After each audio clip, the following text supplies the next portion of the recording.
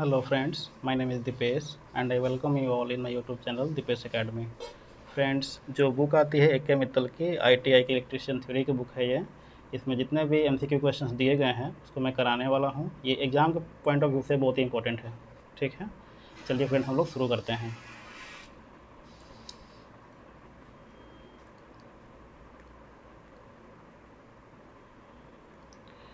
इसको हम लोग जूम कर लेते हैं।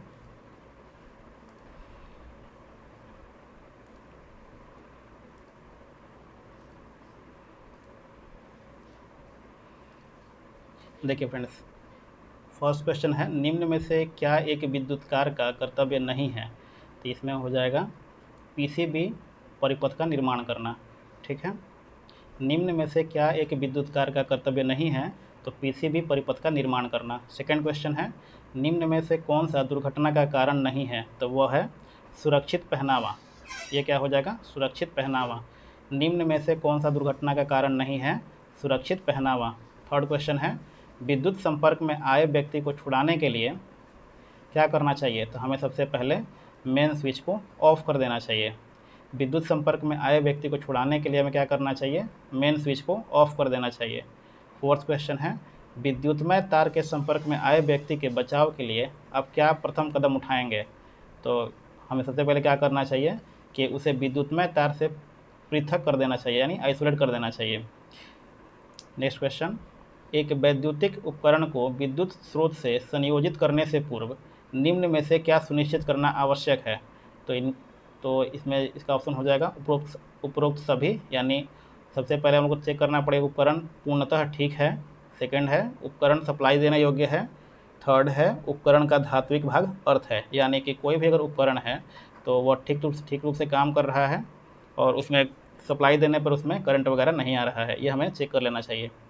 आते हैं नेक्स्ट क्वेश्चन पे, सुरक्षा की दृष्टि से फ्यूज सदैव संयोजित करना चाहिए। ठीक है, सुरक्षा की दृष्टि से हमें फ्यूज कहाँ पे जोड़ना चाहिए? तो फेज तार में, कभी भी न्यूट्रल में फ्यूज को नहीं जोड़ना चाहिए। सेवेंथ है, फ्यूज तार को बदलते समय सुरक्षा की दृष्टि से निम्न में से क्या करना अनिवार्य है? तो सबसे पहले जब भी हम लोग को कोई भी काम करना हो बिजली से रिलेटेड, तो सबसे पहले क्या करेंगे? हम लोग मेन स्विच को ऑफ कर देंगे। ठीक है, आते हैं नेक्स्ट क्वेश्चन पे। नेक्स्ट क्वेश्चन है, यदि हमें किसी फ्यूज लैम्प अथवा खराब पंखे को हटाना है तो इस स्थिति हेतु सबसे उपयुक्त कदम है मुख्य आपूर्ति को बंद करना। सबसे पहले हम लोग क्या करेंगे? जो मुख्य आपूर्ति है उसको बंद कर देंगे, जो मेन स्विच है उसको सबसे पहले हम लोग ऑफ करेंगे। नेक्स्ट क्वेश्चन है, विद्युतकार के जूते डैश के बने होने चाहिए। तो जो भी आदमी विद्युत से रिलेटेड काम कर रहा है तो उसका जो जूता होना चाहिए किससे बना हुआ होना चाहिए? रबड़ से रिलेटेड। ठीक है, वो किससे बना होना चाहिए? रबड़ से। नेक्स्ट क्वेश्चन, निम्न में से कौन से सुरक्षा उपकरण PPE की श्रेणी में आते हैं? ठीक है, तो PPE का मतलब होता है पर्सनल प्रोटेक्टिव इक्विपमेंट। PPE का फुल फॉर्म क्या होता है? Personal protective equipment. इसके अंतर्गत आता है चश्मा भी आता है, दस्ताना भी आता है और सुरक्षा पेटी भी आता है, इसलिए इसमें क्या हो जाएगा? ये सभी हो जाएगा। कार्यशाला में असुरक्षित पहनावे के अंतर्गत क्या आता है? यानी कभी भी हम लोग वर्कशॉप वगैरह में जाएंगे, यानी कार्यशाला में जाएंगे तो हमें कभी भी ढीले कपड़े नहीं पहनने चाहिए, टाई नहीं पहनना चाहिए, यानी मफलर वगैरह भी नहीं रखना चाहिए, इसलिए इसमें क्या हो जाएगा? ये सभी हो जाएगा, यानी उपयुक्त सभी। नेक्स्ट क्वेश्चन, दुर्घटना टालने का सर्वोच्च उपाय क्या है? ठीक है, तो दुर्घटना टालने का सर्वोच्च उपाय है कि जॉब, मशीन और कार्य क्षेत्र से संबंधित सावधानियों का पालन करना। ठीक है, अगर हम कहीं भी अगर काम कर रहे हैं, अगर हम लोग जो भी वहाँ पे सावधानियाँ वगैरह उसको अगर हम लोग पालन नहीं करते हैं तो क्या होगा? तो वहाँ पे दुर्घटना होने का चांसेस बहुत ज़्यादा है। ठीक है, आते हैं नेक्स्ट क्वेश्चन पे, निम्न में से कौन सा भौतिक खतरा है? ठीक है, भौतिक खतरा यानी कंपन।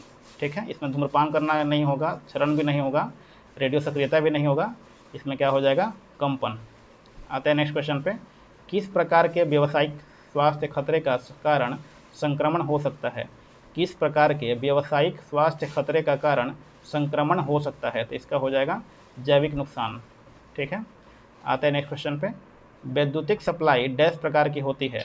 तो वैद्युतिक सप्लाई जो होती है AC भी होती है और DC भी होती है, यानी AC मतलब अल्टरनेटिंग करंट और DC मतलब डायरेक्ट करंट। ठीक है, तो इसमें क्या हो जाएगा? A और B दोनों। आते हैं नेक्स्ट क्वेश्चन पे, लाल रंग का बॉर्डर तथा लाल रंग की क्रॉस पट्टी किस प्रकार के सुरक्षा चिन्ह में बनाई जाती है? तो ये बनाई जाती है निषेधात्मक चिन्ह में। ठीक है, लाल रंग का बॉर्डर तथा लाल रंग की क्रॉस पट्टी किस प्रकार के सुरक्षा चिन्ह बनाई जाती है? तो यह बनाया जाता है निषेधात्मक चिन्ह में। जैसे कि ऐसा देखिए यहाँ पे, ऐसा दिया हुआ रहता है सर्कल के रूप में और एक ऐसा कटा हुआ रहता है। ठीक है, ये कौन सा चिन्ह है? ये निषेधात्मक चिन्ह है। आते हैं नेक्स्ट क्वेश्चन पे। सूचनात्मक सुरक्षा चिन्ह का धरातल किस आकार का होता है? तो सूचनात्मक सुरक्षा चिन्ह का जो धरातल होता है वो कैसा होता है? वर्गाकार यानी स्क्वायर टाइप का होता है। जैसे कि आप ऐसे देखे होंगे हमेशा इसी आकार का होगा। जैसे कि मान लेते हैं अगर हम पर्सनल ऐड का फर्स्ट एड का जो चिन्ह होता है वो बताते हैं तो इसको ऐसे डिनोट किया जाता है। ठीक है, एक यहाँ पे स्क्वायर होगा और बीच में एक प्लस का साइन होगा। ठीक है, आते हैं नेक्स्ट क्वेश्चन पे। चित्र में किस प्रकार का सुरक्षा चिन्ह दर्शाया गया है? तो यह है निषेधात्मक चिन्ह, जो भी हम लोग ऊपर देखे। ठीक है, चित्र में किस प्रकार का सुरक्षा चिन्ह दर्शाया गया है? तो निषेधात्मक चिन्ह। ये बता रहा है कि धूम्रपान करना निषेध है। नेक्स्ट क्वेश्चन, निम्नलिखित में से सूचनात्मक सुरक्षा चिन्ह कौन सा है? तो निम्नलिखित में से सूचनात्मक सुरक्षा चिन्ह कौन सा है? तो वह है बी नंबर, यानी ये जो दिया हुआ यानी स्क्वायर टाइप में जो है, जो भी हम लोग ऊपर में देखें। आते हैं नेक्स्ट क्वेश्चन में। चेतावनी चिन्ह चित्र में दर्शाए गए हैं, कौन सा प्रतीक खतरे की आशंका को प्रदर्शित करता है? तो यह है ए नंबर, यानी जो भी यहाँ पे दिया हुआ चेतावनी चिन्ह वो हमेशा क्या होगा? ट्रायंगुलर होगा। ठीक है, आते हैं नेक्स्ट क्वेश्चन पे। निम्नलिखित सुरक्षा चिन्हों के उदाहरणों में कौन सा अनिवार्य चिन्ह का उदाहरण है? ठीक है, तो हमें ये अनिवार्य होता है कि हेड प्रोटेक्शन पहनना अनिवार्य है। ठीक है, विद्युत झटके का खतरा ये नहीं है, संचारक तो भी नहीं होगा, धूम्रपान निषेध भी नहीं होगा, हेड प्रोटेक्शन पहनना ये अनिवार्य होता है। यानी वर्कशॉप में जाने से पहले हम लोग को हेड प्रोटेक्शन पहनना अनिवार्य है। आते हैं नेक्स्ट क्वेश्चन पे। निम्न में से कौन सा सुरक्षा चिन्ह वृत्त में दर्शाया जाता है? तो निषेधात्मक जो चिन्ह होता है वो वृत्त में दर्शाया जाता है। जैसे कि यहाँ पे दिया हुआ है, ये जितना ये जो सुरक्षा चिन्ह है ये निषेधात्मक सुरक्षा चिन्ह है। आते हैं नेक्स्ट क्वेश्चन पे। सूचनात्मक चिन्ह के संबंध में निम्न में से कौन सा कथन सत्य है? तो जो सूचनात्मक चिन्ह जो होता है वो क्या होता है? उसकी जो पृष्ठभूमि होती है वो हरी होती है। ठीक है, जो उसकी पृष्ठभूमि क्या होती है? उसकी हरी पृष्ठभूमि होती है, या तो हरी होगी या फिर सफ़ेद होगी। आते हैं नेक्स्ट क्वेश्चन पे। निम्न चिन्हों का उचित मिलान कीजिए। ठीक है, इसे मिलान करना है यहाँ पे। जैसे कि ए नंबर जो है ये क्या है मेरा? ये यानी पदयात्री निषेध, इसका हो जाएगा ए नंबर। ये है मेरा सूचनात्मक यानी फर्स्ट एड यानी प्राथमिक उपचार केंद्र, ये हो जाएगा सी। बी में है, यहाँ पे है धूम्रपान निषेध, यानी यहाँ पे है ए का हो जाएगा बी, और यहाँ पे डी यानी कि यहाँ पे है जल से आग ना बुझाएं, यानी पानी कभी भी जब अगर बिजली का अगर आग लगा हुआ है, बिजली से आग लगी हुई है, तो अब हम लोग को पानी वगैरह से आग नहीं बुझाना चाहिए। तो इसका हो जाएगा ऑप्शन नंबर डी। आते हैं नेक्स्ट क्वेश्चन पे।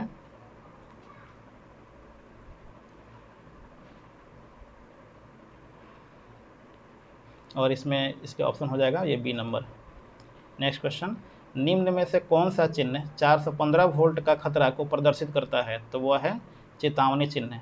जहाँ भी 415 वोल्ट वगैरह यहाँ पे कोई भी बिजली वगैरह का खतरा रहता है तो वहाँ पे चेतावनी चिन्ह वहाँ पे दर्शाया जाता है वहाँ पे। आते हैं नेक्स्ट क्वेश्चन पे। निम्न कथनों पर विचार कीजिए। चेतावनी चिन्हों में हरी पृष्ठभूमि प्रयुक्त की जाती है? नहीं, चेतावनी चिन्ह में हरी पृष्ठभूमि नहीं होती है। यहाँ पे क्या होता है? चेतावनी चिन्ह में हमेशा पीली पृष्ठभूमि होती है। कैसी होती है? पीली पृष्ठभूमि होती है। निषेधात्मक चिन्हों में सफ़ेद पृष्ठभूमि प्रयुक्त की जाती है? तो हाँ, तो ये सही है। निषेधात्मक चिन्हों में क्या होता है? सफ़ेद पृष्ठभूमि होती है, इसलिए यहाँ पे कथन 2 सही है। आते हैं नेक्स्ट क्वेश्चन पे। कौन सा सुरक्षा चिन्ह दर्शाता है कि अमुक चीज़ को अवश्य किया जाना चाहिए? यानी कि जो अनिवार्य चिन्ह जो दर्शाता है कि जो अनिवार्य चिन्ह में जो चीज़ बताया जा रहा है उसको करना अनिवार्य है, यानी वो आवश्यक है। अगर जैसे कि अगर हम लोग वर्कशॉप वगैरह में जाते हैं तो हमें क्या करना चाहिए? हमें हेड प्रोटेक्शन पहनना चाहिए, ग्लव्स पहनना चाहिए, उसके बाद जो चश्मा वगैरह होता है उसको भी पहनना चाहिए, यानी जितने भी निर्देश दिए जाते हैं उसको पालन करना चाहिए। आते हैं नेक्स्ट क्वेश्चन पे। जहर से खतरे के लिए कौन सा चिन्ह प्रयोग किया जाता है? तो ये हो जाएगा बी। इसको आप लोग सिंपली देखे होंगे हर जगह पे जहाँ पे डेंजर का साइन होता है, डेंजर का साइन ऐसा ही होता है। ठीक है, जहर से खतरे के लिए कौन सा चिन्ह प्रयोग किया जाता है? तो ये हो जाएगा option number B. Next question, मूल श्रेणी में चेतावनी चिन्ह के पीछे का भाग क्या होता है? पीछे के भाग का रंग क्या होता है? तो वो चेतावनी चिन्ह में होता है पीला रंग होता है। ठीक है। नेक्स्ट क्वेश्चन, दिए गए सुरक्षा चिन्ह का नाम क्या है? तो दिए गए सुरक्षा चिन्ह का नाम होगा आवश्यक चिन्ह। ये जो यहाँ पे जो ऐसे किया हुआ है, यानी ये जो क्वेश्चन है इसका जो बुक में जो आंसर दिया हुआ है गलत है। ठीक है, बुक में जो आंसर दिया हुआ है वो क्या है, मेरा गलत है। ठीक है, इसका क्या हो जाएगा, ये हो जाएगा आवश्यक चिन्ह या फिर अनिवार्य चिन्ह। आते हैं नेक्स्ट क्वेश्चन पे, निम्न में से कौन सा चित्र विकिरण से खतरे को दर्शाता है? ठीक है ना, विकिरण यानी रेडियो एक्टिव, इसका मतलब क्या हुआ, radio active. Radio active substance से होने वाले खतरों को दर्शाता है, तो वो हो जाएगा ऑप्शन नंबर डी। आते हैं नेक्स्ट क्वेश्चन पे, निम्न आकृति में से किस प्रकार का सुरक्षा चिन्ह दर्शाया गया है? तो ये है चेतावनी चिन्ह। ठीक है, जहाँ भी ट्रायंगुलर होगा वहाँ पे क्या होगा, वो मेरा बताएगा चेतावनी चिन्ह बताएगा, या फिर हाँ जहाँ भी क्या होगा ट्रायंगुलर होगा वो क्या बताएगा, मेरा चेतावनी चिन्ह बताएगा। आते हैं नेक्स्ट क्वेश्चन पे, निम्न में से ऐसा कौन सा महत्वपूर्ण तत्व है जिसकी उपस्थिति से आग लगने की क्रिया जारी रहती है? यानी देखिए, आग लगने के लिए 3 चीज़ों को होना जरूरी है, पहला उष्मा, दूसरा ऑक्सीजन और तीसरा ईंधन।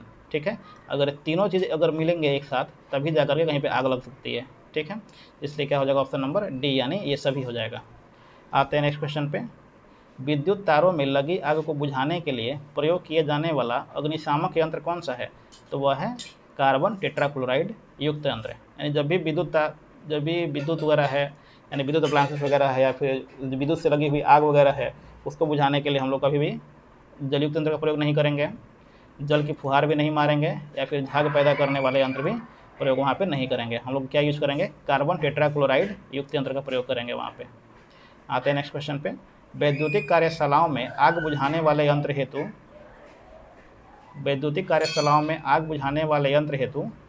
क्या हो जाएगा, यहाँ पे आग बुझाने वाले यंत्र उपलब्ध रहने चाहिए। हाँ, जो भी वर्कशॉप वगैरह है उसमें क्या होना चाहिए, अगर वो इलेक्ट्रिकल वर्कशॉप है तो वहाँ पे आग बुझाने वाला जो यंत्र होना चाहिए वहाँ पे उपलब्ध रहना चाहिए। रेत से भरी बाल्टियाँ भी उपलब्ध होनी चाहिए। जल की व्यवस्था हेतु जल से भरी ओवरहेड टंकी भी होनी चाहिए। यानी कि जितने भी ऑप्शन दिए हुए हैं सारे के सारे करेक्ट हैं। आते हैं नेक्स्ट क्वेश्चन पे, विद्युत उपकरणों और ऐसे आग वाले प्रतिष्ठानों में किस प्रकार के आग बुझाने वाले यंत्रों का प्रयोग करते हैं? तो वो हो जाएगा हेलोन प्रकार का। ठीक है, विद्युत उपकरणों और ऐसे आग वाले प्रतिष्ठानों में किस प्रकार के आग बुझाने वाले यंत्रों का प्रयोग करते हैं? देखिए यहाँ पे दिया है विद्युत उपकरण। ठीक है, यानी जहाँ भी विद्युत से आग लगेगा वहाँ पे हम लोग किस प्रकार का जो फायर एक्सटिंग्विशर होगा उसको यूज़ करेंगे, तो हेलोन टाइप का, इसको बोलते हैं हेलोन टाइप बोलेंगे, या फिर हम लोग बोलेंगे कार्बन टेट्राक्लोराइड यानी CCl4। ये वाला जो टाइप का जो भी फायर एक्सटिंग्विशर होता है उसको हम लोग यूज करते हैं। आते हैं नेक्स्ट क्वेश्चन पे, CTC आग बुझाने वाले यंत्र में कौन सा द्रव वायु दाब के साथ भरा हुआ होता है?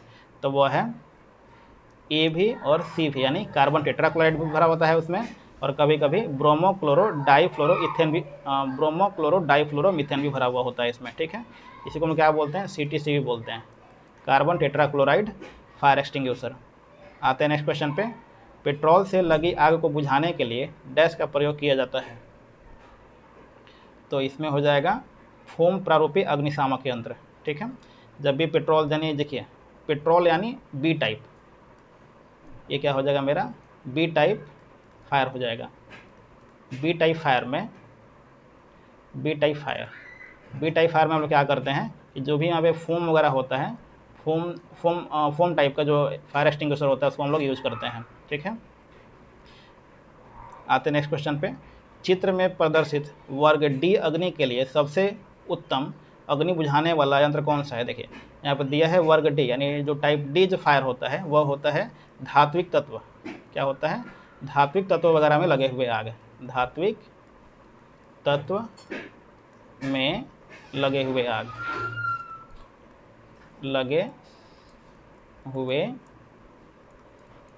आग। ठीक है, तो इसके लिए हम लोग कौन सा ये चीज़ यूज करना चाहिए, इसके लिए हमें क्या यूज करना चाहिए, कार्बन टेट्राक्लोराइड। ठीक है, CTC। क्लियर है।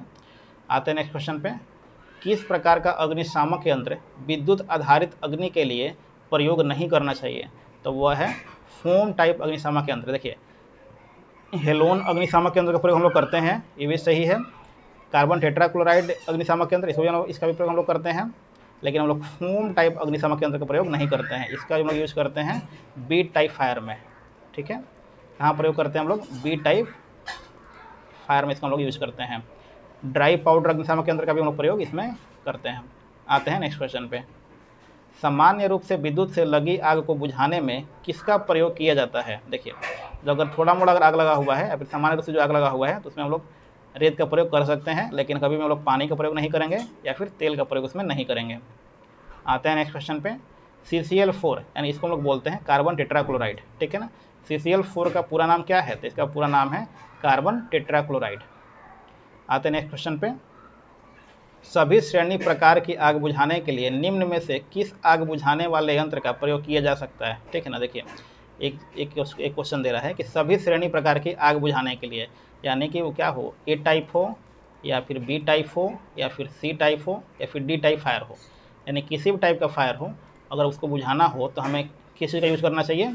तो CTC अग्निशामक यंत्र का प्रयोग हम लोग उसमें कर सकते हैं, यानी कार्बन टेट्राक्लोराइड अग्निशामक यंत्र का प्रयोग हम लोग इसमें कर सकते हैं। आते हैं नेक्स्ट क्वेश्चन पे। निम्न कथनों पर विचार कीजिए। कथन 1 कह रहा है श्रेणी ए अग्नि को शीतल जल की बौछार द्वारा बुझाया जाता है, ठीक है। देखिए, ए टाइप फायर में क्या होता है? जैसे कागज से लगा हुआ आग, कागज, लकड़ी, जूट इत्यादि से लगा हुआ आग, यानी जो भी आग लगा हुआ होगा इन सभी चीज़ों से, तो ये सभी आग को हम लोग बुझा सकते हैं किससे? शीतल जल की बौछार से। अब आता है कथन नंबर 2, यानी श्रेणी बी की अग्नि जल की बौछार से नहीं बुझती। देखिए, यहाँ पे जो बी टाइप जो फायर होता है वह होता है लिक्विड फायर, यानी कि कोई भी लिक्विड से, जैसे कि पेट्रोल हो गया,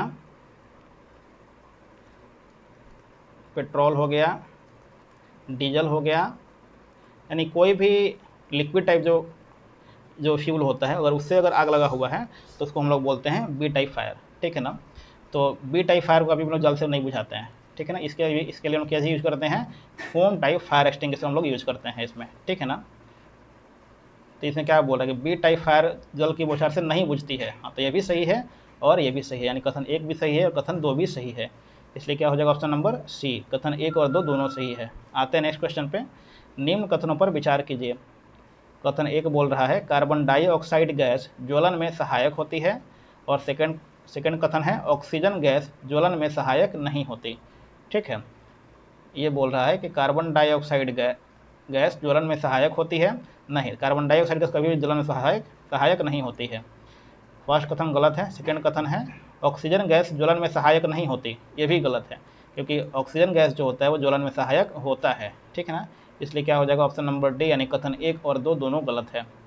आते हैं नेक्स्ट क्वेश्चन पे। देखिए, इसका जो आंसर आपको जो बुक में दिया हुआ है वो गलत दिया हुआ है। लिक्विफाइड गैसों द्वारा लगी आग को बुझाने के लिए किस श्रेणी का आग बुझाने वाला अग्निशामक यंत्र पर उपयुक्त होता है? तो वह होता है हेलोन टाइप, ठीक है ना। हेलोन टाइप जो अग्निशामक यंत्र होता है इसका हम लोग यूज़ करते हैं लिक्विफाइड गैसों द्वारा लगी आग को बुझाने के लिए, ठीक है। यानी कभी अगर LPG से आग लग गया या CNG से आग लग गया तो इसको हम लोग बुझाने के लिए किसका यूज़ करेंगे? हम लोग हेलोन टाइप अग्निशामक यंत्र का, ठीक है। आते हैं नेक्स्ट क्वेश्चन पे। निम्न में से किसमें लगी आग के लिए शीतल जल की बौछार उपयुक्त होती है? तो वह है कागज़ वगैरह में, ठीक है ना। कागज़ हो गया, जूट हो गया, लकड़ी वगैरह हो गया, अगर इन सभी में अगर आग लगती है अगर, तो इसको हम लोग शीतल जल की बौछार से बुझा सकते हैं। आते हैं नेक्स्ट क्वेश्चन पे। अग्नि का शमन क्या है? यानी अग्नि का शमन का मतलब होता है कि अग्नि को ऑक्सीजन की आपूर्ति से अलग करना, ठीक है। इसका मतलब क्या होता है? अग्नि को ऑक्सीजन की आपूर्ति से अलग करना होता है, ठीक है। आते हैं नेक्स्ट क्वेश्चन पे। अग्निशामक को उपयोग करने का सही क्रम क्या है? ठीक है ना। जो फायर एक्सटिंग्विशर होता है उसको हम लोग कैसे यूज़ करना चाहिए? तो सबसे पहले क्या करना चाहिए? उसको सबसे पहले हमको खींचना चाहिए, उसके बाद निशाना लगाना चाहिए, उसके बाद दबाना चाहिए, फिर घुमाना चाहिए, ठीक है ना। देखिए, खींचने का मतलब होता है कि उसमें एक जो लॉक दिया रहता है उस लॉक को पहले खींचना चाहिए, ठीक है ना। उसके बाद निशाना लगाना है, यानी कि जहाँ पर आग लगा हुआ है, जहाँ पे भी आग लगा हुआ है उसका जो पाइप होता है उसकी तरफ करना है, ठीक है ना। उसके बाद उसमें एक दबाने वाला एक नोजल होता है, ठीक है, उसको दबाना चाहिए, उसके दबाना चाहिए, और दबाने के बाद उसके ऊपर एक नट दिया हुआ रहता है, ठीक है। उसको घुमाने से क्या होता है, उसमें से निकलने लगता है उसका जो जिस भी टाइप का होगा, अगर इसमें फोम टाइप होगा तो उसमें फोम निकलने लगेगा, अगर उसमें वो ड्राई पाउडर टाइप होगा तो उसमें ड्राई पाउडर निकलने लगेगा उसमें से, ठीक है। अगर CO2 टाइप होगा तो क्या होगा, उसमें से CO2 निकलने लगेगा और जाकर के उस आग को बुझा देगा, ठीक है। आते हैं नेक्स्ट क्वेश्चन पे। विद्युत उपकरण में लगी आग को बुझाने के लिए कौन सा अग्निशामक यंत्र का प्रयोग किया जाता है, ठीक है। तो जब भी विद्युत का बात आ जाए तो वहाँ पे क्या हो जाएगा, हेलोन टाइप या फिर CTC, ठीक है। यहाँ पे क्या हो जाएगा, हेलोन प्रकार का। आते हैं नेक्स्ट क्वेश्चन पे। आग बुझाने में स्टार्विंग शब्द का क्या अर्थ है, ठीक है ना। देखिए इसका भी जो आंसर दिया हुआ है बुक में गलत दिया हुआ है, ठीक है। आग बुझाने में स्टार्विंग शब्द का क्या अर्थ होता है, स्टार्विंग का मतलब होता है क्या, भूखा रखना। क्या होता है, स्टार मतलब होता है भूखा रखना, भूखा रखना। और आग को क्या चाहिए, फ्यूल चाहिए, यानी कि अगर हम लोग फ्यूल से अलग कर देंगे आग को तो क्या हो जाएगा, वो स्टार्विंग हो जाएगा, ठीक है। आग बुझाने में स्टार्विंग शब्द का क्या अर्थ है, तो वह है अग्नि से ईंधन को अलग करना। आते हैं नेक्स्ट क्वेश्चन पे। तैलीय सतह की सफाई हेतु क्या प्रयुक्त करना चाहिए, ठीक है ना। देखिए जहाँ पे अगर कोई भी मेटल वगैरह, कोई मेटल सरफेस है या फिर कोई भी सरफेस वगैरह है जहाँ पे तेल वगैरह लगा हुआ है, तो उसको साफ़ करने के लिए हम लोग को क्या करना चाहिए, लकड़ी का बुरादा यूज करना चाहिए उसको साफ़ करने के लिए। आते हैं नेक्स्ट क्वेश्चन पे। पीड़ित के अधिक खून बहने की स्थिति में क्या जरूरी कदम उठाना चाहिए, ठीक है। देखिए अगर मान लेते हैं अगर कोई आदमी अगर घायल हो जाता है वर्कशॉप वगैरह में या फिर कहीं भी, तो अगर उसके शरीर से बहुत तेज़ खून निकल रहा है तो सबसे पहले हम क्या करेंगे, जो घाव वगैरह जहाँ भी घाव हो गया है, जहाँ से खून निकल रहा है वहाँ पे हम लोग जोर से दबाएंगे ताकि वहाँ से जो खून निकल रहा है वो बंद हो जाए। आते हैं नेक्स्ट क्वेश्चन पे। भीगे हुए शरीर का प्रतिरोध क्या होता है। देखिए जो भीगा हुआ जो शरीर होता है उसका जो प्रतिरोध होता है क्या होता है, कम हो जाता है। प्रतिरोध क्या होता है उसका, कम हो जाता है। Next question. प्राथमिक उपचार बॉक्स में घाव भरने की कौन सी ट्यूब रखी जाती है, तो वह है बेटाडीन, ठीक है ना। बेटाडीन आप लोग सिंपली सुने होंगे हमेशा, ठीक है। बेटाडीन का जो हम लोग यूज़ करते हैं जहाँ कहीं भी अगर घाव वगैरह हो जाता है तो वहाँ पर उसको यूज़ करते हैं उसको साफ़ करने के लिए या फिर घाव को भरने के लिए, ठीक है। आते हैं नेक्स्ट क्वेश्चन में। विद्युत सप्लाई के तार से चिपके व्यक्ति को दूर करते हैं। अगर कोई भी आदमी अगर विद्युत सप्लाई से अगर चिपक जाता है तो क्या करेंगे हम लोग, सबसे पहले रबर के जो दस्ताना वगैरह है या फिर सूखी लकड़ी वगैरह है उससे क्या करेंगे, उसको हम लोग हटा देंगे उसको, ठीक है। सबसे पहले हम लोग मेन स्विच ऑफ करेंगे और मेन स्विच ऑफ करने के बाद अगर उसको सिंपली वो अपने आप हट जाएगा। लेकिन अगर मेन स्विच अगर पास में नहीं है, अगर जैसे मान लेते हैं कि अगर कोई आदमी है जिसको अगर करंट वगैरह लगा है, वो मान लेते हैं फर्स्ट फ्लोर या सेकंड फ्लोर पे है, लेकिन उसका जो सप्लाई है मेन स्विच वो ग्राउंड फ्लोर पे है, तो हम लोग तो जाएंगे नहीं नीचे उसको ऑफ करने के लिए।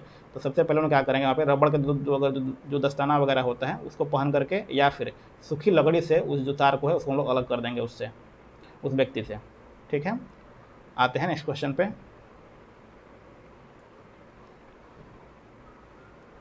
जब धारा बहुत निचले स्तर पर होती है तो विद्युत झटके का व्यक्ति पर क्या प्रभाव पड़ेगा।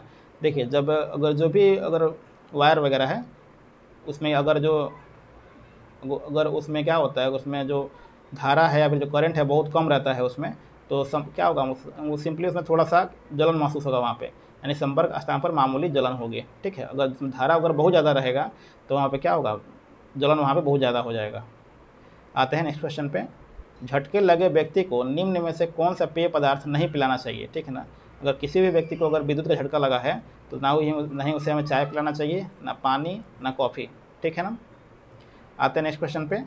कृत्रिम श्वास क्रिया की सरलतम विधि कौन सी है, यानी जो हम लोग जो कृत्रिम सांस देते हैं, जैसे मान लेते हैं किसी आदमी को अगर चोट वगैरह लगा है या फिर जो घायल वगैरह है, ठीक है ना, अगर उसके जो सांस का जो रेट है वो धीरे धीरे कम हो रहा है तो उसको हम लोग जो फर्स्ट एड जो उसको हम लोग जो सांस देना चाहिए ताकि वो उसका जो प्रॉपर सांस ले सके। तो सबसे पहले हमें क्या करना चाहिए, मुंह से सांस देना चाहिए, यानी मुंह से सांस देना चाहिए। ये वाला जो कृत्रिम विधि है इसको हम लोग अपनाना चाहिए। ये सिल्वेस्टर विधि भी एक तरह का कृत्रिम सांस क्रिया है, सैफर विधि भी इसी विधि में आता है, लेकिन जो सबसे सरलतम है, जो सबसे हम लोग इजीली कर सकते हैं, तो वह है मुंह में सांस देना। आते हैं नेक्स्ट क्वेश्चन पे। निम्न में से किस विधि में पीड़ित को पीठ के बल लिटाकर उसके पीठ के नीचे तकिया लगाते हैं, तो वह है सिल्वेस्टर विधि, ठीक है ना। अगर मान लेते हैं जहाँ पे कि पीड़ित को पीठ के बल लिटा करके उसकी पीठ के नीचे तकिया लगाते हैं। देखिए अगर कोई व्यक्ति है, अगर उसके आगे की तरफ यानी सीने की तरफ अगर क्या होता है, अगर उसको विद्युत वगैरह से अगर झटका लगता है या फिर जल वगैरह जाता है तो उस तरफ से नहीं लेटाते हैं, उसको हम लोग पीठ के बल लेटाते हैं और उसके बाद उसको हम लोग जो भी प्रक्रिया होता है उसको हम लोग अपनाते हैं। तो इस विधि को हम लोग क्या बोलते हैं, सिल्वेस्टर विधि बोलते हैं। आते हैं नेक्स्ट क्वेश्चन पे। विद्युत झटके से पीड़ित व्यक्ति की पीठ पर छाले होने पर निम्न में से कौन सी कृत्रिम श्वास विधि अपनाई जाती है। देखिए, अगर किसी व्यक्ति को अगर पीठ के साइड में अगर उसको जो झटका वगैरह लगता है या फिर जो पीठ वगैरह पे अगर जल जाता है, ठीक है ना, तो इस प्रक्रिया में हम लोग सैफर विधि को अपनाते हैं, यानी कि उसको हम लोग सीने के बल उसको लिटाएंगे, यानी पेट के बल लिटाएंगे उसको, ठीक है। फिर उसके बाद हम लोग कृत्रिम श्वास की प्रक्रिया को अपनाएंगे। आते हैं नेक्स्ट क्वेश्चन पे। कृत्रिम श्वास की सैफर विधि में कृत्रिम श्वास की सैफर विधि को 1 मिनट में लगभग कितनी बार दोहराना चाहिए। देखिए, जब भी ऐसा कभी अगर सिचुएशन आता है, अगर हम लोग सैफर विधि का अगर अपना रहे हैं वहाँ पे, तो हम लोग को 1 मिनट में कम से कम ये जो प्रक्रिया है 12 से 15 बार करनी चाहिए, ठीक है। नेक्स्ट क्वेश्चन, निम्न कथनों पर विचार कीजिए। पहला कथन है, सिल्वेस्टर विधि में पीड़ित को पीठ के बल लिटाया जाता है। देखिए, सिल्वेस्टर विधि में पीड़ित को जो है पीठ के बल लिटाया जाता है, ये सही है। सैफर विधि में भी पीड़ित को पीठ के बल ही लिटाया जाता है, नहीं, इसको हम लिटाते हैं पेट के बल या फिर सीने के बल लिटाते हैं, ठीक है। तो इसमें क्या हो जाएगा, ऑप्शन नंबर 2 गलत है और ऑप्शन नंबर फर्स्ट सही है, यानी कथन नंबर 1 सही है। आते हैं नेक्स्ट क्वेश्चन पे। सूची 1 और सूची 2 को मिलान कीजिए। देखिए, पीड़ित के मुंह से नकली दांत, पान, तंबाकू आदि को निकालना, ये क्या होता है, इसका हो जाएगा ये 4 नंबर, यानी प्राथमिक उपचार की एक प्रक्रिया है ये, ठीक है ना। जब भी कोई आदमी अगर वो घायल हो जाता है, तो सबसे पहले हम क्या करेंगे कि उसके मुंह में से नकली दांत जो अगर है उसमें से अगर लगा हुआ है तो उसको निकाल देंगे। अगर पान वगैरह खाया हुआ है, तंबाकू वगैरह खाया हुआ है, तो उसको हम सबसे पहले निकाल के फिर कुल्ला करा देंगे उसको, ठीक है। फिर आता है सेकंड में मेन स्विच को ऑफ करना। मेन स्विच को ऑफ करते हैं जब किसी व्यक्ति को अगर झटका लगा हुआ है, बिजली के संपर्क में अगर आ गया है, तो विद्युत संपर्क में आ गए व्यक्ति को छुड़ाते हैं। थर्ड नंबर है बेहोश हो जाना, ठीक है। अगर कोई आदमी बेहोश कब हो जाएगा, जब अगर उसको विद्युत का झटका लगेगा तो बेहोश हो जाएगा, ठीक है। मुंह से मुंह में श्वास भरना, ये क्या है, एक कृत्रिम श्वास प्रक्रिया है, ठीक है। आते हैं नेक्स्ट क्वेश्चन पे।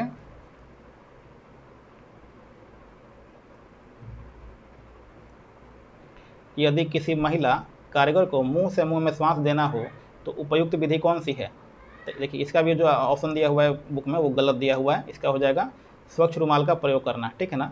जब भी हम लोग मुंह से मुंह श्वास देते हैं तो सबसे पहले क्या करते हैं, हम स्वच्छ रुमाल लेते हैं और उसके मुंह को, उसका जो मुंह होता है, उसका जो होठ होता है, उसको पोंछ लेते हैं और पोंछने के बाद उस पर एक स्वच्छ रुमाल रख करके उसका हम लोग इस प्रक्रिया को अपनाते हैं। आते हैं नेक्स्ट क्वेश्चन पे।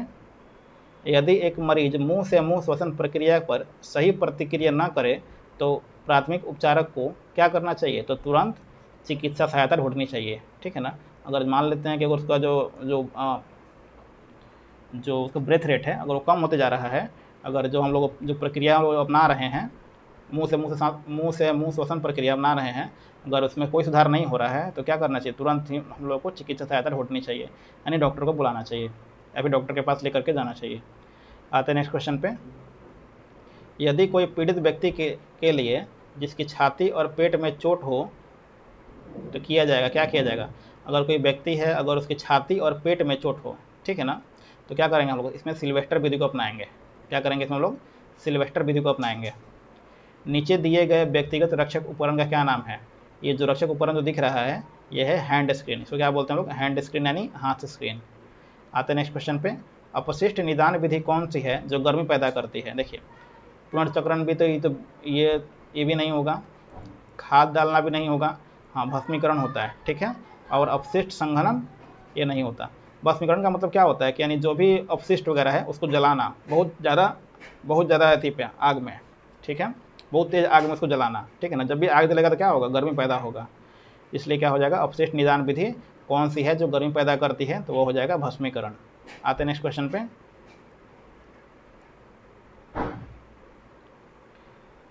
धुएं से सुरक्षा के लिए किस व्यक्तिगत सुरक्षा उपकरण का उपयोग किया जाता है, तो वह है नाक कवच। यानी धुआं अगर जैसे मान लेते हैं अगर कहीं ऐसे जगह पे है जहाँ पे धुआं वगैरह ज़्यादा है, ठीक है ना, तो उसके लिए हमें क्या करना चाहिए, जो नाक का जो नोज प्रोटेक्टर होता है उसको हम लोग यूज करना चाहिए, यानी जो क्या बोलते हैं मास्क वगैरह जो है इसके लिए जो उपयुक्त मास्क है उसका यूज करना चाहिए।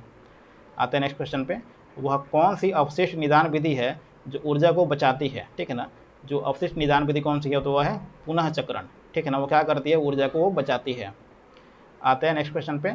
सूची 1 और सूची 2 को मिलान कीजिए। देखिए, सिर की सुरक्षा क्या करना चाहिए हम लोग, सिर की सुरक्षा करने के लिए हम लोग को हेयर नट पहनना चाहिए, श्रवण की सुरक्षा के लिए मफ लगाना चाहिए, पैरों की सुरक्षा के लिए एनक्लिट्स का यूज करना चाहिए, और श्वसन की सुरक्षा के लिए हमें क्या करना चाहिए, गैस रिसेप्टर का हम लोग यूज करना चाहिए।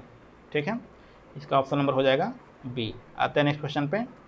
आपातकालीन प्रतिक्रिया का प्रकार नहीं है, ठीक है ना, आपातकालीन प्रतिक्रिया का प्रकार नहीं है, तो आग पकड़ना भी आपातकालीन है, प्रणाली विफलता भी आपातकालीन है, शक्ति विफलता भी आपातकालीन है, लेकिन कारगर विफलता ये नहीं है, ये जो है आपातकालीन प्रक्रिया नहीं है। तो ये क्या हो जाएगा, ऑप्शन नंबर डी। निम्न में से कौन सा अपशिष्ट का स्रोत है? देखिए, उद्योग से भी अपशिष्ट निकलता है, कृषि से भी निकलता है, और चिकित्सालय से भी निकलता है, यानी सारे से अपशिष्ट निकलता है, यानी ये सारे के सारे हो जाएंगे, ऑप्शन नंबर डी।